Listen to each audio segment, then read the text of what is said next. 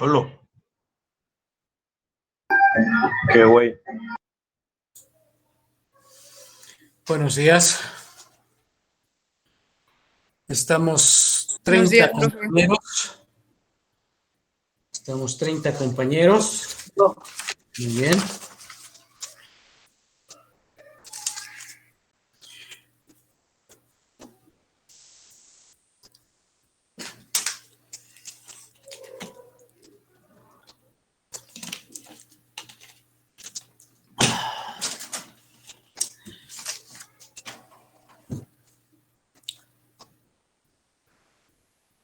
Pues comenzamos porque ya son las 11:04.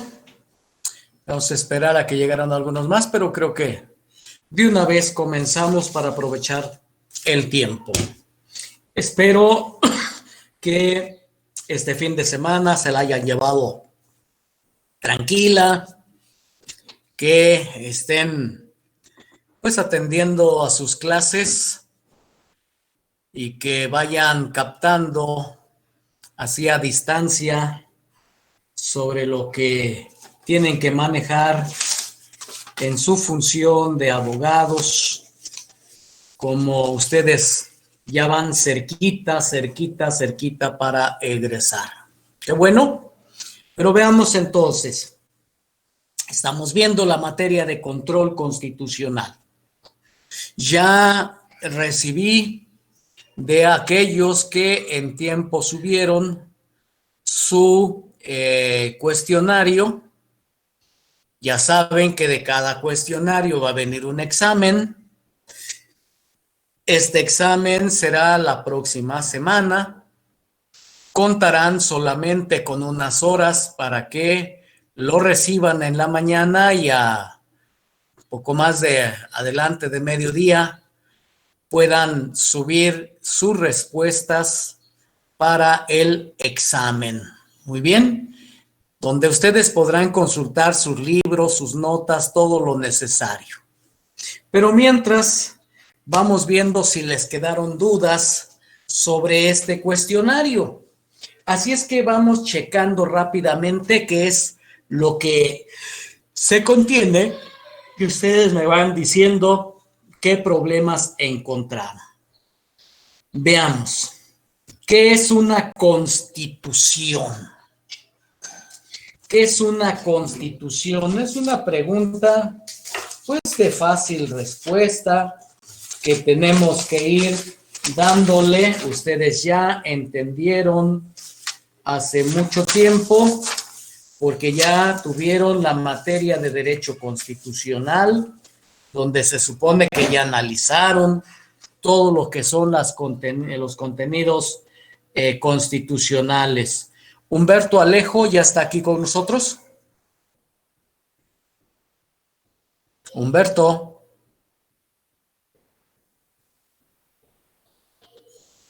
¿No está? Todavía no ha llegado. Yaneli Espinosa.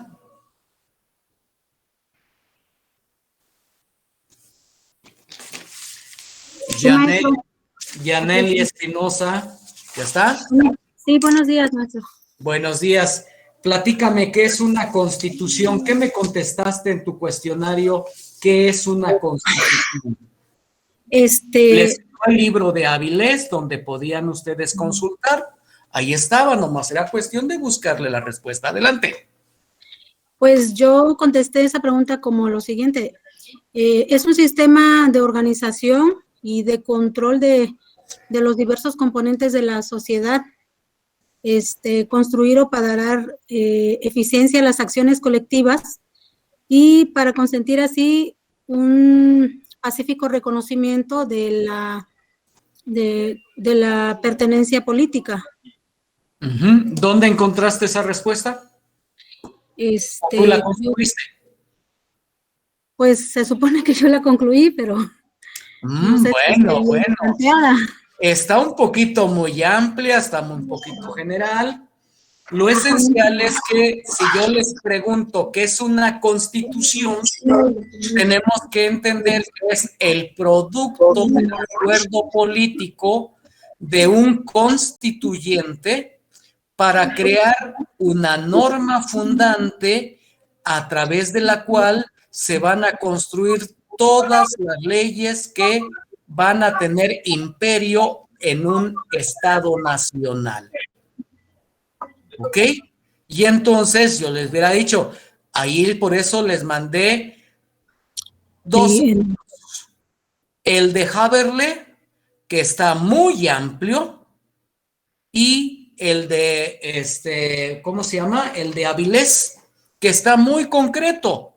Aunque como está muy concreto, no tiene mucho fundamento, pero había que haberlo checado. Bueno, yo te recomiendo que vayas cambiando esa pregunta y la precises un poco más. ¿Quién crea una constitución? Pues un constituyente. Entonces es un elemento que es el producto del acuerdo político de un constituyente. Norma fundante de la cual se desprenden todas las leyes que se ejercen con poder soberano en una nación. Esa sería una respuesta adecuada de lo que es una constitución. ¿Ok? Pero tú puedes dar tu concepto, pero yo te sugiero que leas a alguien para que nos pueda decir exactamente qué es una constitución. Después la pregunta siguiente fue Montserrat Esquivel. Montserrat Esquivel. Where are you? Are you in the class? Montserrat Esquivel, ¿no aparece? Ella ya no viene, profe. Ya no viene. ¿Y por qué la tengo aquí? Muy bien. Veamos. Abdiel Gallardo. Abdiel Gallardo. Ya saben que yo voy pasando lista y ahí me doy cuenta a quiénes se conectan.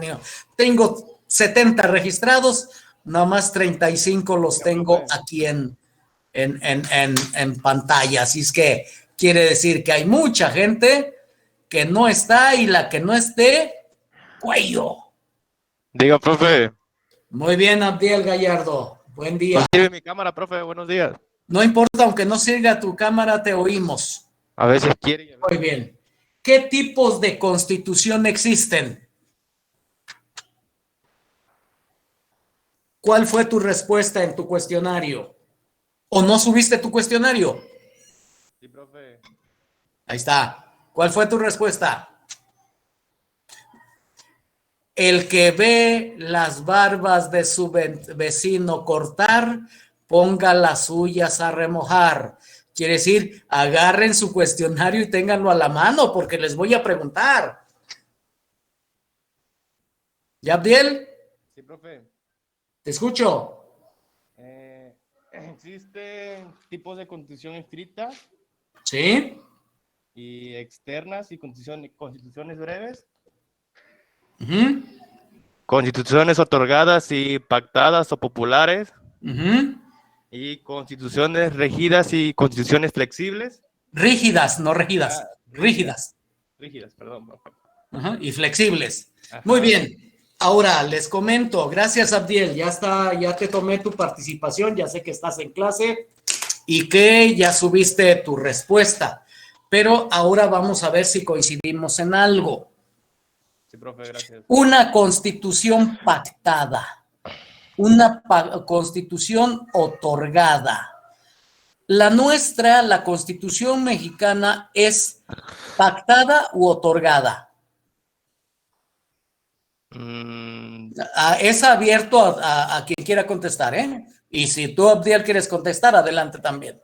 Ya saben, nomás me levantan la mano y adelante, los escucho. ¿La nuestra fue pactada o fue otorgada? ¿Nadie? Profe. Sí, a ver, Profesor, ¿yo puedo participar? Está pidiendo la mano René Manuel Vizoso, adelante. Fue pactada, maestro. Fue pactada. ¿Por quiénes? Bueno, fue una iniciativa de Venustiano Carranza en ese. ¿Y cuáles son las fuerzas políticas que se pusieron de acuerdo? La Cámara de Diputados en ese caso. A ver, ahí va. Váyanselo aprendiendo. De esto se trata aquí. Les voy a tratar de tener un acuerdo. La Constitución es producto de una revolución.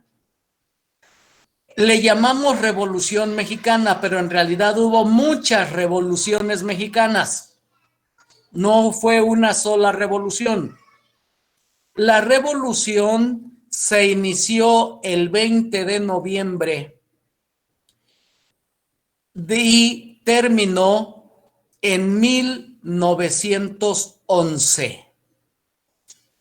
10 meses duró la revolución. Desde el momento en que en 1910, en 20 de noviembre de 1910, se levanta Francisco y Madero y se levantan en armas en el sur Zapata, en el norte Carranza, etcétera. Y entonces en pocos meses Porfirio Díaz abdica, renuncia a su cargo, se va a Veracruz, se sube en el Ipiranga y se va de México. Y ya no va a regresar jamás. Es más, no ha regresado. Sigue enterrado en París. Allá murió, allá está enterrado. Se han hecho intentos porque regrese y no le perdonan lo que hizo, a pesar de que si nosotros pudiéramos valorar, diríamos que fue uno de los mejores presidentes que ha tenido México en materia económica, pero cometió un pecado, se eternizó en el poder y lo que es más, él permitió que se sometiera a la sociedad mexicana a condiciones de semiesclavismo y a una pobreza ancestral. Eso es lo que no se le perdona a Porfirio Díaz. Pero ahí terminó la revolución. Francisco y Madero entra a la Ciudad de México acompañado por los cadetes, es elegido presidente de la República y de 1911 a 1912, ¡zas!, lo matan a él y matan al vicepresidente Pino Suárez. Y entonces hay una nueva revolución. Esta nueva revolución la encabeza Venustiano Carranza en contra de Huerta, el militar que traicionó y fusiló a Madero. Y entonces son 2 años de las más violentas batallas. El ejército luchando en contra de grupos de campesinos armados, básicamente en 2 filas. Los Centauros del Norte, al mando de Francisco Villa, y las fuerzas carrancistas, al mando de Álvaro Obregón y Venustiano Carranza. Finalmente derrotan a Huerta. ¡Ah, bravo! Se acabó la revolución. Pues no. ¿Por qué? Porque ya está fuera Huerta y ahora viene el enfrentamiento. Villistas y carrancistas, villistas y zapatistas en contra de los carrancistas. ¿Cuál es la consecuencia? Bueno, hay una interfase de 1915 a 1917 que finalmente se ponen de acuerdo para una constitución. La constitución la convoca Carranza. ¿Cuál es el objeto de Carranza? Revisar y complementar la Constitución de 1857. Las constituciones, acabo de decir, son el acuerdo político de un constituyente. Y entonces ese constituyente son básicamente tres fuerzas. Las fuerzas socialdemócratas que representaba Carranza, los cuales presentaban un modelo liberal de la Constitución de 1857. Pero había un sector campesino de Zapata, que es un sector que básicamente procuraba una bandera, tierra y libertad. Lo que buscaban era la reivindicación de los campesinos, porque en la zona sur los campesinos son de pequeña propiedad de autoconsumo. Son gente que lo que quieren es un pueblo tranquilo, donde puedan sembrar, llevar su maicito y llevársela tranquila. Y había otro sector, el sector obregonista, que es un sector agrícola comercial. Los norteños se diferencian de los sureños en que los norteños siembran para vender, no siembran para comer. Los del sur sembramos para comer. Los del norte siembran para vender. Por eso es que Sinaloa es el máximo exportador de ¿cómo se llama? De tomate. El tomate que se consume en Estados Unidos viene de un solo lado, Sinaloa. Que las fresas de el Bajío, sobre todo de la parte de Guanajuato.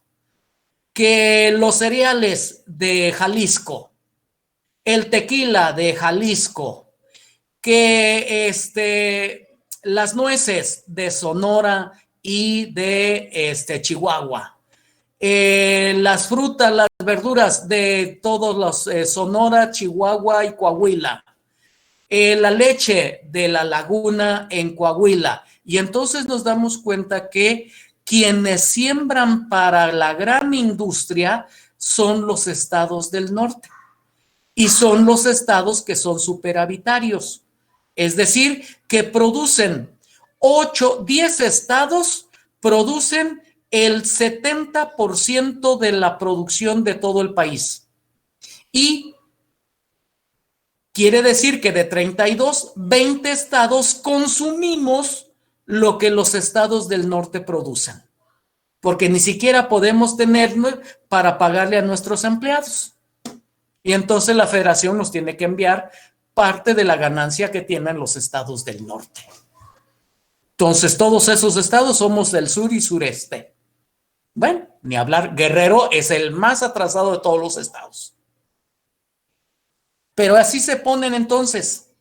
Mientras que los carrancistas querían un modelo de constitución liberal, entonces los obregonistas querían un sistema de apertura comercial y los del sur querían un sistema de protección estatal. Y entonces, por eso es que nuestra Constitución tiene esas partes. ¿Quiénes establecieron el capítulo dogmático de la Constitución? Pues los carrancistas. ¿Por qué? Pues porque ese es el ejemplo de lo que es el liberalismo. La protección de los derechos, la protección de las libertades, todo eso es retórica liberal y entonces ahí los carrancistas ganaron. Pero de ahí metieron entonces todo lo demás de la cuestión orgánica y el equilibrio de poderes y todo, los obregonistas. Pero entonces ya estaban todos felices cuando dijeron, faltamos nosotros. Y entonces Gama y otros que representaban los intereses zapatistas dijeron, nosotros queremos cambiar algunas condiciones. Y metieron 2 artículos. El 27 y el 123. Y entonces se le puso un tinte socialista a nuestra Constitución. Y por eso decimos que nosotros tenemos una Constitución liberal de corte socialista. Y por mucho tiempo dijimos, no, pues es que es la mejor Constitución del mundo. No es cierto. No tenemos la mejor Constitución del mundo.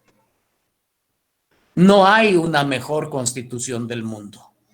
Nadie tiene la mejor Constitución del mundo. La mejor Constitución que una nación puede tener es aquella que le permite el aseguramiento de las libertades y el aseguramiento de que su Estado y sus leyes sean las que representan mejor a la sociedad que la creó. Por lo tanto, hay muchísimas mejores constituciones. La Constitución norteamericana representa lo que es la sociedad americana. ¿Cómo es la sociedad americana? Es una sociedad tremendamente clasista. Allí hay blancos que quieren ser la hegemonía y no quieren ni a los latinos ni a los asiáticos y menos a los negros. Los negros alcanzaron la libertad, a pesar de que se abolió la esclavitud desde el tiempo de la gran guerra de secesión norteamericana en el año de 1860. En 1860 se abolió la esclavitud, pero sin embargo, hasta 1967, los negros no se podían subir a los camiones de los blancos. Los negros no podían entrar a los restaurantes de los blancos. Los negros no podían entrar a los supermercados de los blancos. Los negros no tenían el derecho a tener una casa donde hubiera blancos. Y entonces era un sistema de segregación racial. Pero entonces vino un señor que se llama Luther King y les dijo, ustedes están locos. Y la sociedad americana es multirracial. Y entonces se reivindicó a los de la raza negra. A eso se le llama entonces las libertades civiles y cambiaron a las leyes norteamericanas. Y ahora entonces fue un gran regreso con Donald Trump, que lo que trató de establecer es nuevamente el sistema de segregación racial. Y por eso estuvieron expulsando muchos latinos y por eso no contabilizaron en el censo a los latinos y por eso no les permitían que a los latinos los vacunaran contra el COVID y etcétera, etcétera. Y llega, afortunadamente, ganaron los demócratas, llega Biden y dice no, igualdad total. Los negros y los blancos, los latinos y los asiáticos, todos son iguales en este país. Y todos tienen las mismas oportunidades. Y hay de aquel que establezca o que ofenda a alguien por su color o por la forma en que habla o por el idioma que habla. Estados Unidos es igual para todos. Y nosotros lo tenemos en el artículo 1 constitucional. Está prohibida la discriminación en México y se constituye en delito aquel que ofenda a alguien por su color, aquel que ofenda a alguien por su orientación sexual, aquel que ofenda a alguien por su nacionalidad, aquel que ofenda a alguien por el hecho de ser mujer o ser hombre o ser distinto a los demás. Y entonces hay sanciones incluso penales. Eso se trata de buscar un estado de igualdad. Eso es lo que nos garantiza la Constitución. ¿Cómo llegamos a eso? Pues llegamos por un acuerdo político entre diversas fuerzas. Por lo tanto, efectivamente, nuestra Constitución es pactada. ¿Pactada entre quiénes? Pactada entre los que ganaron la revolución. ¿Quiénes no pudieron poner lo que querían en la Constitución? Pues los que perdieron.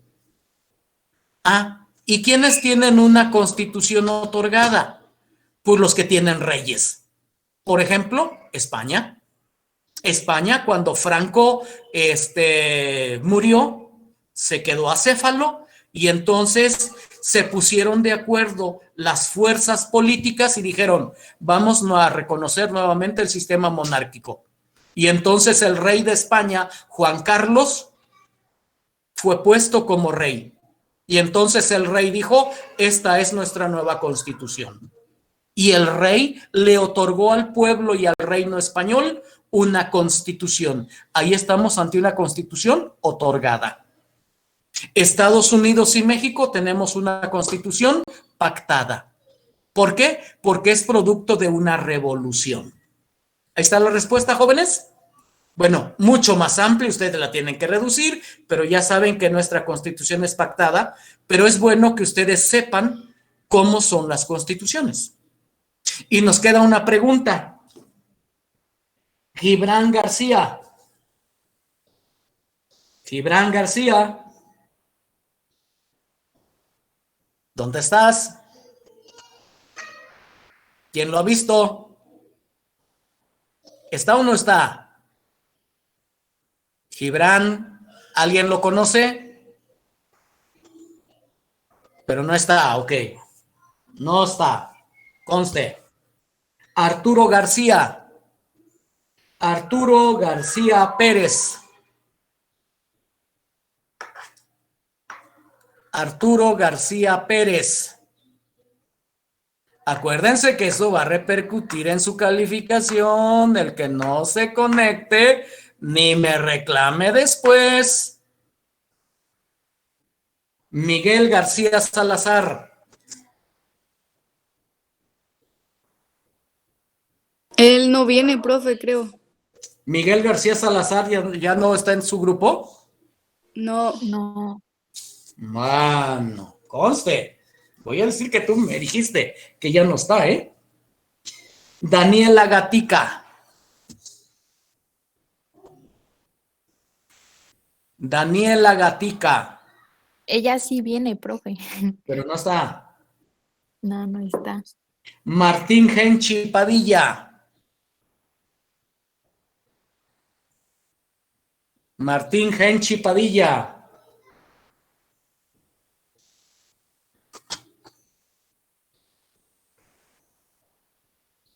¿No está? Luz María Gómez Matilde. Luz María Gómez. Ella ya no viene, profe. Bueno, ¿cómo entonces? Jessica Linet González Romero. Presente, profe. A ver, Jessy.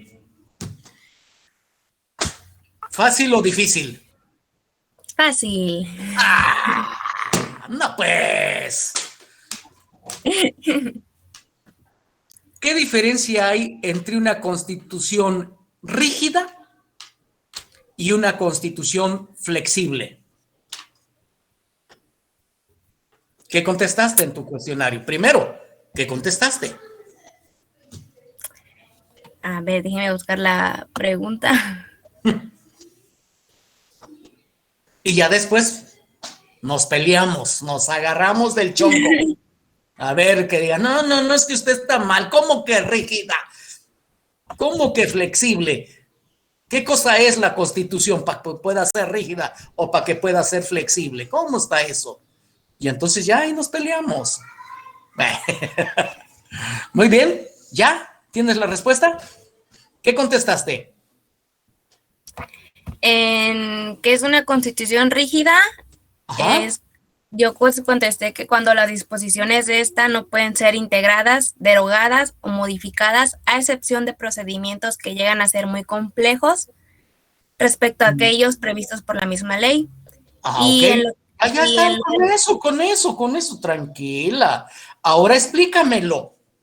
¿En qué consiste?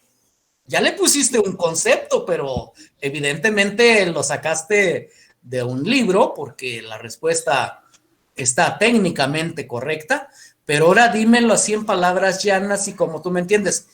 ¿Por qué es rígida una constitución? ¿Y La siguiente pregunta. ¿Nuestra Constitución es rígida o es flexible? Es rígida porque como que tiene cierta facilidad de... No. A ver. ¿Cómo que es rígida porque tiene cierta facilidad? Ah, no. Ahí estás mal. A ver, vuélvele. Otra vez, empieza con tu argumento. Defiéndete. ¿Me puede volver a hacer la pregunta, profe? Disculpe. La nuestra, dije, ¿es una constitución rígida? ¿Por qué? Sí, porque se puede modificar.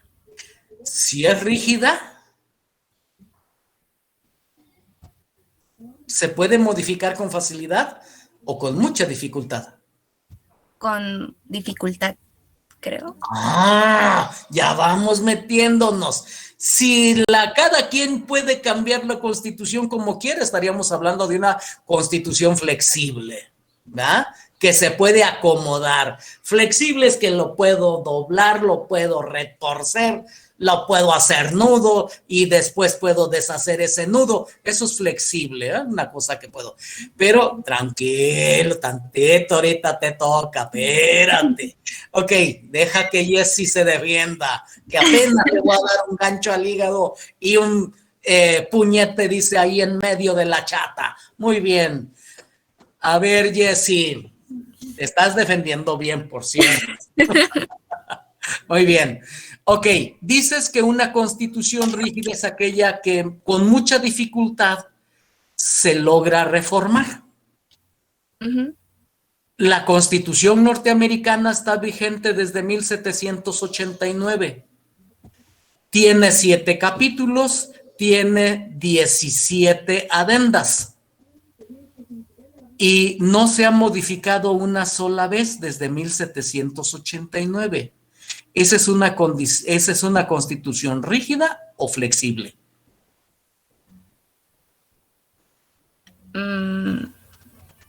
Flexible. ¿Cómo? Uy. No se ha modificado ni una sola vez. ¿Es rígida o es flexible? Rígida. Pues, por supuesto, es la máxima expresión de lo que debe ser una constitución rígida, ¿verdad? Pero la nuestra, me acabas de decir que es rígida, pero llevamos 730 modificaciones de 1917 a la fecha. Es decir, no tiene ni la mitad de antigüedad que la norteamericana, y nosotros llevamos ya cerca de 1 millar de modificaciones. ¿Es rígida o es flexible? Es rígida, profe. ¿Y por qué entonces tenemos tantas modificaciones? Porque pues la Constitución se va modificando dependiendo las necesidades de la sociedad, ¿no? ¿Y quién inventó eso? No sé. Híjole, qué compromiso te estoy metiendo, ¿verdad? Muy bien. Ok, sí, ¿por qué es rígida? A ver. Pues porque dime el mecanismo para que pueda modificarse esa Constitución, porque para que yo pueda decir que es rígida, tengo que explicar cómo se modifica y en qué consiste esa rigidez. Si no lo sabes, me dices, ayúdeme, help me, y ya te ayudo. Ayúdeme. Ay, muy bien. Ok, a ver, Visoso, dime qué es lo que estás, levante la mano, está como gallo de pelea. A ver, ¿qué quieres decirme? Bueno, aquí debe haber una propuesta, ¿no? En este caso puede ser el presidente de la República. Se llama iniciativa. Iniciativa, o en su caso también puede ser la iniciativa de los diputados federales. Incluso del 33% del... Sale, adelante. Y esta tiene que pasar a revisión y posteriormente se manda a la Cámara de Diputados para ver si es aceptada. De esta debe tener un porcentaje de aceptación por los diputados. Es, creo que 3/4, algo así, ¿no? ¿Cómo las 3/4? Las 2/3 partes. 2/3 partes. Y ya después de haber aceptado eso, se pasa a la otra cámara, que sería la Cámara de Senadores también, que se tendría que someter a votación. Si en dado caso fue aceptada, esta va otra vez a la Cámara, a revisión, parece, ¿no? Y después viene la aceptación. Creo que faltaba. Sale, por ahí anda, por ahí anda. Ahí vemos. Listen me. ¿En qué consiste la rigidez? Cualquiera de las cámaras puede ser cámara de inicio de una iniciativa de actualización de la Constitución, encaminada a una reforma constitucional.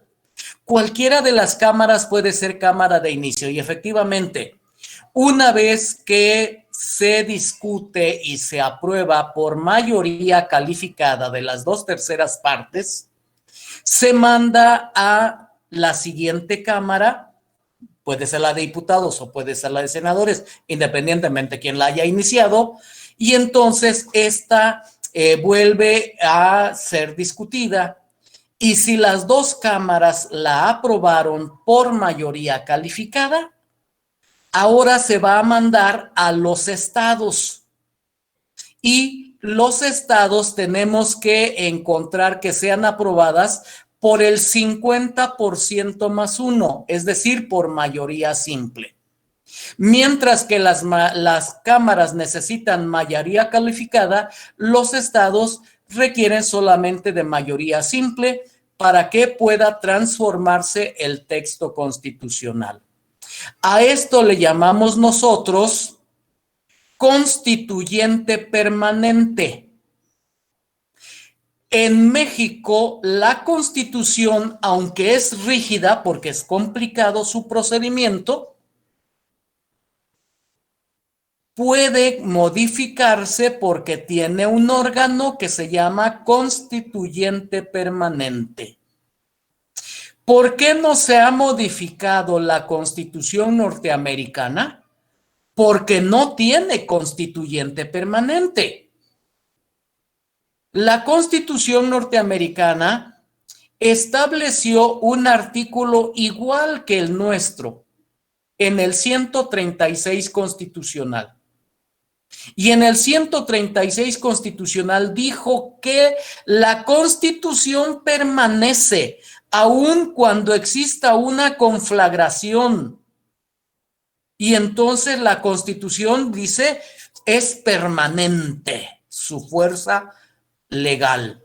Así dice, y fue tomado de precisamente el modelo norteamericano. Donde la regaron los mexicanos es cuando le metieron el constituyente permanente. ¿Cuál es el problema de los mexicanos? Que somos muy agachones y que no tenemos una cultura democrática muy fuerte. Somos muy dependientes del poder.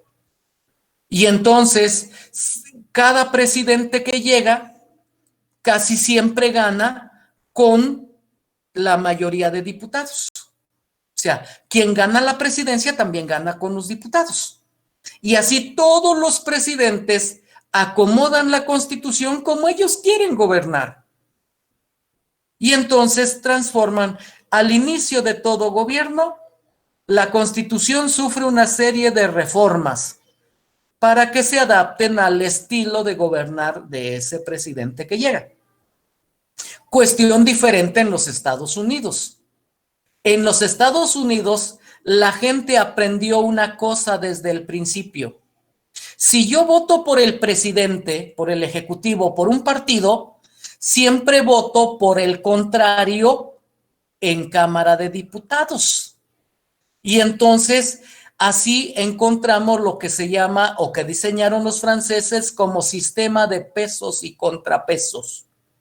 Y entonces el poder encuentra un equilibrio cuando el ejecutivo es de un partido y los legisladores son de otro partido. Entonces tienen que ponerse de acuerdo. Y entonces las fuerzas políticas encuentran equilibrio. Pero en México, desgraciadamente, no.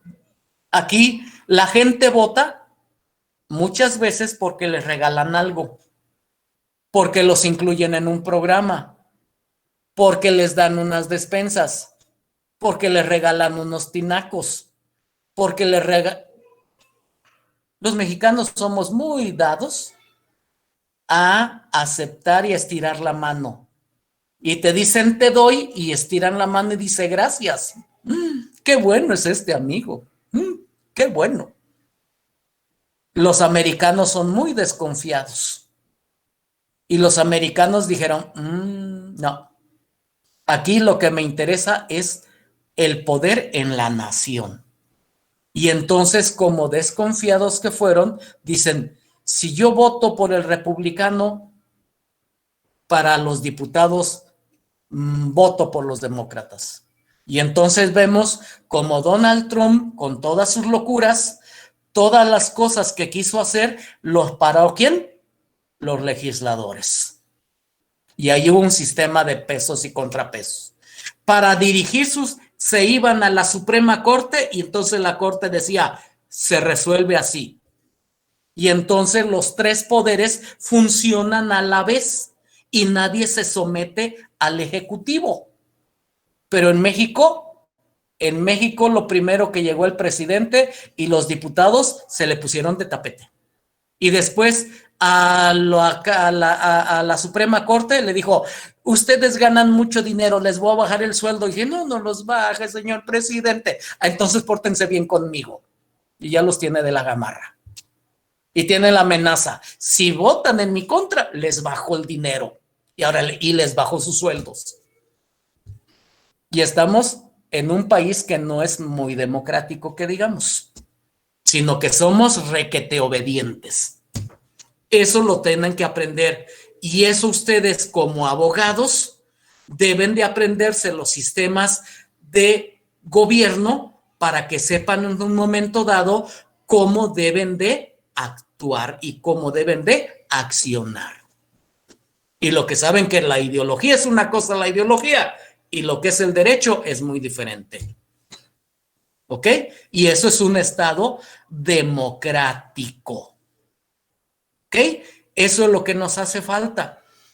Por eso es que vemos cómo progresan países como Chile, como Argentina, cómo van progresando y cómo México se ha ido regresando y se ha ido retrasando y cada vez vamos peor porque no tenemos cultura democrática. Pero para eso entonces nosotros tenemos que leer mucho y sobre todo tenemos que convertirnos en asesores jurídicos eficaces y ir a la Suprema Corte con nuestros recursos de control constitucional. Por eso es esta materia y se llama control constitucional, para que sepamos cómo hacer prevalecer la ley sobre los actos arbitrarios de las autoridades. Y entonces nosotros sabemos que tenemos al amparo, tenemos a la controversia, tenemos a la acción de inconstitucionalidad, tenemos a la revisión electoral, tenemos el juicio de protección de los derechos ciudadanos.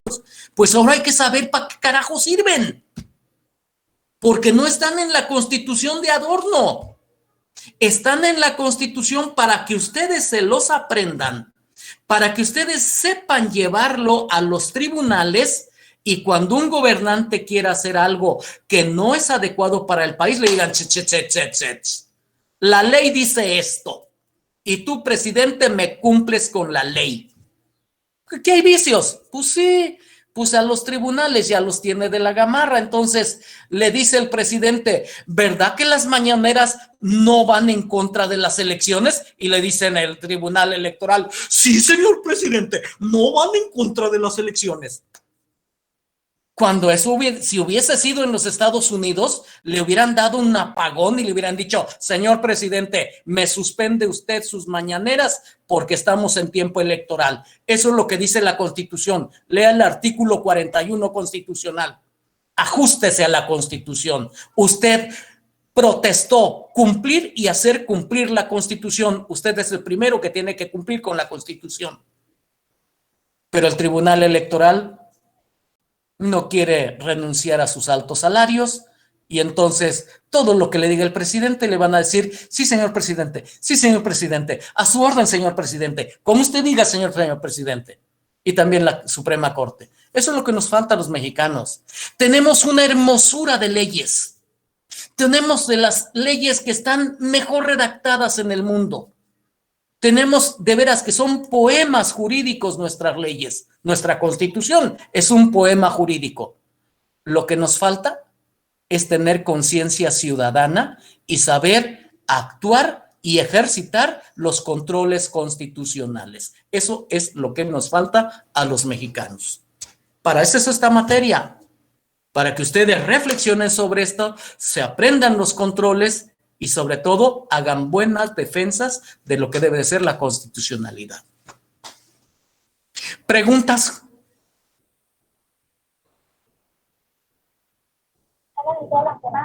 No, profe. A ver, Ulises Sánchez. Maestro, ¿y cómo se podría hacer cómo se puede hacer una defensa legal en... Usted lo va a aprender así como en la pasada clase vimos cómo se hace un amparo, así vamos a practicar aquí cómo vamos a hacer esas demandas para que nosotros podamos concurrir en control constitucional. Lo demás es que usted tenga que hacer conciencia y diga una actitud crítica y no sometida a ciertos partidos políticos. Pero eso ya es personal. Lo otro es profesional. Aquí, igual como aprendió a hacer un amparo en la clase anterior, aquí va a aprender cómo establecer un medio de control constitucional. ¿Ok? Desgraciadamente se nos acaba el tiempo, jóvenes. Así es que ya nos quedan muy poquito tiempo. Algo más, no nos va a dar tiempo para ver la siguiente, ¿cómo se llama? Pregunta, pero ya aquí contestamos varias preguntas. Ya contestamos qué es una constitución rígida, qué es una constitución flexible, ustedes ya podrán entenderle. ¿Con qué tipo de característica identificas a la Constitución mexicana? ¿Quién crea la Constitución? Ya vimos que es el constituyente. ¿Qué es el constituyente permanente? El órgano que establece el mecanismo de la rigidez para transformar la Constitución. Y ¿por qué la Constitución mexicana tiene tantas reformas? Pues porque tiene un órgano que se llama el constituyente permanente, que es el vehículo para poder transformar a la Constitución, ¿ok? Y entonces también vimos por qué la Constitución americana no tiene reformas, porque la Constitución americana no tiene un órgano que se llame constituyente. Allí necesariamente los presidentes se someten a la Constitución y no crean su Constitución para gobernar. Así es que ahí ganaste las elecciones, perfecto, sométete a la Constitución, mano. Oye, es que yo la quiero cambiar, no puedes. Tú ganaste, pero cumple con la Constitución, punto. ¿Ok? Y entonces la 10 ya no la vimos. ¿Por qué consideras extensiva la Constitución mexicana? Esto lo contestaremos el día miércoles, porque acuérdense que el día de mañana tengo que trabajar con los muchachos de la maestría. Se nos acaba entonces el tiempo. ¿Algo que ustedes quieran comentar? ¿No? Profe. Si no, espero que haya sido provechoso, que esta clase les sirva para reflexión y ustedes piensen qué es lo que van a hacer como abogados. Como abogados debemos de ser, primero, conocedores de la materia jurídica. Después, ser críticos. Ser críticos y, sobre todo, saber y tener una ecuanimidad para proteger, sobre todo, las libertades y no someternos a las pasiones de los dirigentes políticos. ¿Ok? Que tengan buen día. Entonces nos vemos el día miércoles. Que les sirva esto de reflexión. Buen día. Hasta luego, profe. Nos vemos. Guillermo, no te dio acá.